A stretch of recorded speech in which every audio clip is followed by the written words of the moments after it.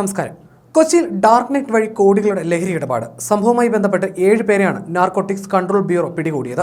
ജർമ്മനിയിൽ നിന്നെത്തിയ പാഴ്സൽ കേന്ദ്രീകരിച്ച് നടത്തിയ അന്വേഷണമാണ് വൻ ലഹരി വേട്ടയ്ക്ക് വഴിയൊരുക്കിയത്. ലഹരി ഇടപാടുകളുടെ സൂത്രധാരനായ ആലുവ ചെങ്ങമനാട് സ്വദേശി ശരത് പാറക്കൽ, എബിൻ ബാബു, ഷാരുൺ ഷാജി, KP അമ്പാടി, CR അക്ഷയ്, അനന്തകൃഷ്ണൻ ടെബി, ആന്റണി സഞ്ജയ് എന്നിവരാണ് അറസ്റ്റിലായത്. ജർമ്മനിയിൽ നിന്ന് പാഴ്സൽ വഴി എത്തിയത് 10 LSD സ്റ്റാമ്പുകളാണെന്ന് അന്വേഷണ ഉദ്യോഗസ്ഥർ അറിയിച്ചു. കൊച്ചിയിലെ 6 ഇടങ്ങളിൽ നടത്തിയ പരിശോധനയിൽ 326 LSD സ്റ്റാമ്പുകൾ, 8 ഗ്രാം ഹാഷിഷ് ഓയിൽ എന്നിവയും പിടിച്ചെടുത്തു. പിടിയിലായത് രാജ്യാന്തര ബന്ധമുള്ള ലഹരി മാഫിയ സംഘത്തിലെ കണ്ണികളാണെന്ന് നാർക്കോട്ടിക്സ് ബ്യൂറോ വ്യക്തമാക്കി. അന്വേഷണം കൂടുതൽ ഇടങ്ങളിലേക്ക് വ്യാപിപ്പിക്കുമെന്നും ഉദ്യോഗസ്ഥർ പറഞ്ഞു. കൊച്ചി കേന്ദ്രീകരിച്ച് വലിയ ലഹരി ഇടപാടുകൾ നടക്കുന്നതായിട്ടാണ് റിപ്പോർട്ടുകൾ. ഡാർക്ക് വെബിന്റെ സാധ്യതകൾ ഉപയോഗപ്പെടുത്തുന്നവർ കൂടുതലാണ്. അടുത്തിടെ കേരളത്തിലെ MDMA ഹബ്ബായി കൊച്ചി മാറിയിരുന്നു. മറ്റ് ജില്ലകളിൽ നിന്നും എത്തി MDMA ഉപയോഗത്തിലൂടെ പിടിക്കപ്പെടുന്നവരുടെ എണ്ണത്തിൽ വൻ വർധനയുണ്ട്.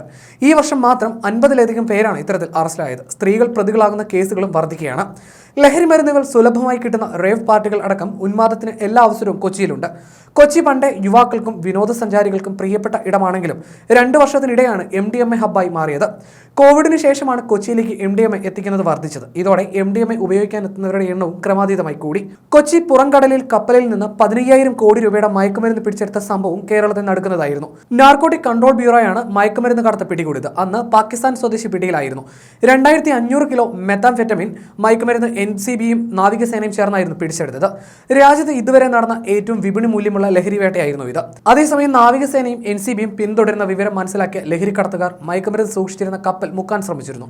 കപ്പൽ മുക്കിയ ശേഷം ഇതിലുണ്ടായിരുന്നവർ ബോട്ടുകളിൽ കയറി രക്ഷപ്പെടുകയായിരുന്നു. ഇതിലൊരു ബോട്ടിനെ പിന്തുടർന്നാണ് പാകിസ്ഥാൻ സ്വദേശിയെ കസ്റ്റഡിയിലെടുത്തത്. മുങ്ങിത്തുടങ്ങിയ കപ്പലിൽ നിന്ന് ചാക്കുകളിൽ സൂക്ഷിച്ച നിലയിലാണ് കിലോ കണക്കിന് മയക്കുമരുന്ന് കണ്ടെടുത്തത്.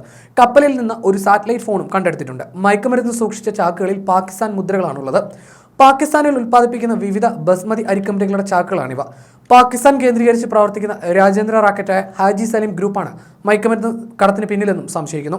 പാകിസ്ഥാൻ, അഫ്ഗാനിസ്ഥാൻ എന്നിവിടങ്ങളിൽ ഉൽപ്പാദിപ്പിക്കുന്ന മയക്കുമരുന്ന് ഇറാനിലെത്തിച്ച് അവിടെ നിന്ന് കടൽ മാർഗം വിവിധ രാജ്യങ്ങളിലേക്ക് കടത്തുന്നതാണ് ഹാജി സലീം ഗ്രൂപ്പിന്റെ രീതി.